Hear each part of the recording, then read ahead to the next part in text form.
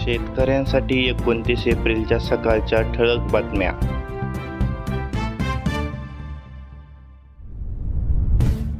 केंद्राकडून कांदा निर्यातीस परवानगी. 6 देशात पाठवता येणार 99,150 टन कांदा. शेतकऱ्यांना मोठा दिलासा. कांदा निर्याती बंदीमुळे शेतकऱ्यांमध्ये निर्माण झालेला रोष कमी करण्यासाठी केंद्र सरकारने निर्णय घेतला. गणित जुळेना, शेती झाली तोट्याची. बळीराजाच्या आर्थिक संकटात वाढ. मजूर सालगड्याची उणीव. मशागतीच्या दरात वाढ. शेतकरी आसमानी व सुलतानी संकटांसह नैसर्गिक आपत्तीत सापडत आहे. निर्यात बंदी उठवल्याची धूळफेक. केंद्र सरकारने फसवणूक केल्याचा कांदा उत्पादकांचा आरोप. केंद्र सरकारने शनिवारी नव्याने कांदा निर्यातीला कोणतीही परवानगी दिली नाही. लोकसभा निवडणुकीच्या तोंडावर मागील वर्षभरातील निर्यातीची एकत्रित आकडेवारी जाहीर केली.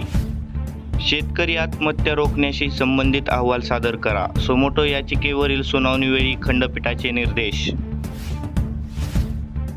सावधान, आगामी आठवडा उष्ण लाटांचा. 1 मे पर्यंत राज्याच्या उष्णतेच्या झळा. ठाणे, रायगड, पालघर, मुंबई, रत्नागिरी, सिंधुदुर्गला अलर्ट. जागतिक हवामान खात्याचा अलर्ट. मार्चची मुदत उलटूनही 75% कामे रखडली. नवजीवन वर 1679 कोटी रुपये खर्च. 7,173 पैकी 1,687 गावांमध्ये कामे पूर्ण. राज्यात साखर उत्पादनात 4,44,000 टनांची वाढ. सध्या 7 कारखाने सुरू. हंगाम अंतिम टप्प्यात. दुष्काळामुळे लिंबू महागला. 20 रुपयांना 3.